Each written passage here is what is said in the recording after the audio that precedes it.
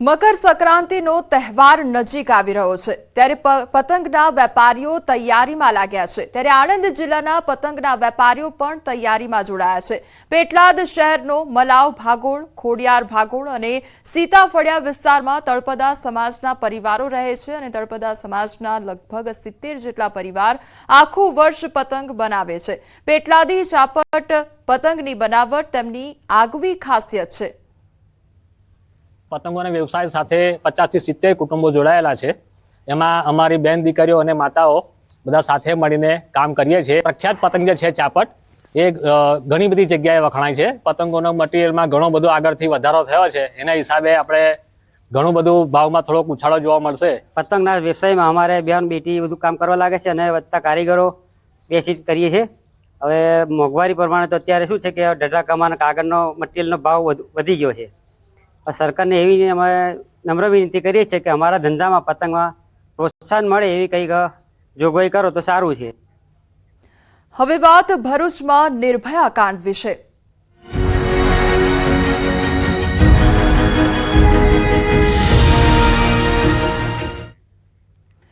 ભરૂચનો નિર્ભયા કાંડ, બાળકીની તબિયતમાં કોઈ પણ સુધારો નથી જોવા મળી રહ્યો। હોસ્પિટલમાં બાળકીની હાલત અત્યંત નાજુક જોવા મળી રહી છે। વડોદરાની સયાજી હોસ્પિટલમાં બાળકી સારવાર હેઠળ છે। બે ઓપરેશન બાદ પણ તબિયતમાં કોઈ સુધારો નથી જોવા મળી રહ્યો। 10 વર્ષની બાળકી મોત સામે જંગ લડી રહી છે। ભરૂચમાં થયેલા ઓપરેશન બાદ ઇન્ફેક્શન થતા બીજું ઓપરેશન કરવું પડ્યું હતું અને 2.5 કલાક ઓપરેશન ચાલ્યું, જેમાં બાળકીની સ્થિતિ જોઈને તબીબો પણ હતપ્રત થઈ ગયા છે। ભરૂચ જિલ્લાના ઝઘડિયા ખાતે 10 વર્ષીય બાળકી સાથે થયેલી દુષ્કર્મની ઘટનામાં હાલ ચિંતાજનક સમાચાર જે છે તે સામે આવી રહ્યા છે। સમગ્ર મામલે જો વાત કરીએ તો જ્યારે આ ઘટના બની હતી ત્યારબાદ જે બાળકી છે તેને ભરૂચ ખાતેની હોસ્પિટલમાં સારવાર જે છે તે આપવામાં આવી હતી। ત્યાં તેનું ઓપરેશન જે છે તે કરવામાં આવ્યું હતું, પરંતુ ઓપરેશન બાદ ઇન્ફેક્શન થઈ જતા જે આ બાળકી છે તેને વડોદરા શહેરની જે સયાજી હોસ્પિટલ છે ત્યાં સારવાર અર્થે ખસેડવામાં આવી છે। ત્યારે બાળકીની તબિયત જે છે તે સુધારવાને બદલે વધુને વધુ નાજુક જે છે તે થઈ રહી છે। બાળકીની તબિયત જે છે તે બે ઓપરેશન કર્યા બાદ પણ જે છે તેમાં સુધારો નથી આવી રહ્યો। એના કારણે આ જે ડોક્ટરો છે અને પરિવારના સભ્યો છે તેઓની અંદર અત્યારે ચિંતાનું મોજું જે છે તે ફરી વળ્યું છે। આ ચિંતા થાય તે સ્વાભાવિક વાત છે, કારણ કે ફૂલ જેવી દીકરી હતી અને તેની હાલત જે છે તે અત્યારે અત્યંત નાજુક છે। બીજી વાત કરીએ તો વડોદરા શહેરમાં તેનું ઓપરેશન જે છે તે કરવામાં આવ્યું હતું। આખું જે ઓપરેશન છે લગભગ 2.5 કલાક સુધી ચાલ્યું હતું અને જે સમયે ઓપરેશન કરવામાં આવી રહ્યું હતું તે સમયે બાળકીની સ્થિતિ જોઈને જે ફરજ પરના તબીબો છે તેઓ પણ હતપ્રત જે છે તે થઈ ગયા હતા। બાળકીના સ્વાસ્થ્યની વાત કરીએ તો મેં કીધું પ્રમાણે કે અત્યારે તે જીવન મરણ વચ્ચે ઝોલા ખાઈ રહી છે। ત્યારે વડોદરા શહેરની સયાજી હોસ્પિટલમાં જ્યારથી તેને દાખલ કરવામાં આવી છે ત્યારથી તે જે છે તે બેભાન અવસ્થામાં છે। ઉલ્લેખનીય બાબત છે કે જે આ ભોગ બનનાર બાળકી છે તે શ્રમજીવી પરિવારની છે અને શ્રમજીવી પરિવારની બાળકી હોવાથી તે શારીરિક રીતે ખૂબ જ નબળી છે। તેનું વજન જે છે તે ખૂબ જ ઓછું છે। તેનામાં જે રોગ પ્રતિકારક શક્તિ છે તે પણ ખૂબ જ ઓછી છે। એના કારણે તબીબો જે છે તે સારવાર કરી રહ્યા છે, દવા આપી રહ્યા છે। એ દવાઓની કોઈ પણ જાતની અસર જે છે તે આ બાળકી પર થતી નથી। એના કારણે જ જે છે તે ચિંતા છે તે વધી છે। કોઈ જાનવર પણ ન કરે તે પ્રકારની સ્થિતિ જે છે આ બાળકીની આરોપી દ્વારા કરવામાં આવી છે। ત્યારે જે પરિવારના સભ્યો છે અને તબીબો છે તે અત્યારે બાળકીના સ્વાસ્થ્યમાં સુધારો આવે તેવી પ્રાર્થના કરી રહ્યા છે અને બાળકીના માતા પિતાની વાત કરીએ તો તેઓ હાલ ન્યાય માટે ઝંખી રહ્યા છે। હાર્દિક દીક્ષિત, ન્યૂઝ 18 ગુજરાતી, વડોદરા।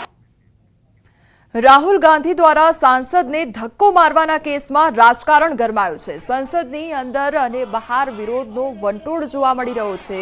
દિલ્હીમાં સંસદ ભવન બહાર ગુજરાતના સાંસદો દ્વારા રાહુલ ગાંધી સામે નારેબાજી કરવામાં આવી। ગુજરાતના સાંસદોએ ભારે સૂત્રોચ્ચાર કરી રાહુલ સામે વિરોધ નોંધાવ્યો અને આ વિરોધમાં ગુજરાતના સાંસદ દેવુસિંહ ચૌહાણ, મયંક નાયક, મિતેશ પટેલ, ધવલ પટેલ સહિત ગુજરાતના સાંસદોએ વિરોધ નોંધાવ્યો છે। ગાંધીનગરમાં કલેક્ટર્સ, જિલ્લા વિકાસ અધિકારીઓની સમીક્ષા બેઠકનું આયોજન કરવામાં આવ્યું। મુખ્યમંત્રી ભૂપેન્દ્ર પટેલના અધ્યક્ષસ્થાને બેઠકનું આયોજન કરવામાં આવ્યું। આ બેઠકમાં રાજ્યભરના વિવિધ જિલ્લામાંથી કલેક્ટર્સ, જિલ્લા વિકાસ અધિકારીઓ હાજર રહ્યા છે। બેઠકમાં વપરાયેલા ગ્રાન્ટ પર સીએમ અધિકારીઓના ક્લાસ લેશે। વધુમાં જિલ્લાના પેઇન્ટિંગ પ્રોજેક્ટ મુદ્દે સમીક્ષા કરવામાં આવશે। વિકાસના કાર્યોની સ્થિતિ અંગે પણ બેઠકમાં ચર્ચા કરવામાં આવશે। રાજકોટ શહેર પોલીસ કમિશનર કચેરીના કોન્ફરન્સ હોલ ખાતે ગુજરાત રાજ્યના ડીજીપી વિકાસ સહાયના અધ્યક્ષ સ્થાન હેઠળ ડીજી ક્રાઇમ કોન્ફરન્સનું આયોજન કરવામાં આવ્યું। સવારના 10 વાગ્યાથી ડીજીપી વિકાસ સહાયના અધ્યક્ષ સ્થાને હેઠળ પ્રેસ કોન્ફરન્સનું આયોજન કરવામાં આવ્યું અને જેમાં રાજ્યભરના અમદાવાદ, વડોદરા, સુરત, રાજકોટ સહિતના મહાનગરના શહેર પોલીસ કમિશનર તેમજ જુદી જુદી રેન્જના વડાઓ બેઠકમાં હાજર રહ્યા। બપોરના 3 વાગ્યા સુધી ડીજી ક્રાઇમ કોન્ફરન્સ શરૂ રહેશે।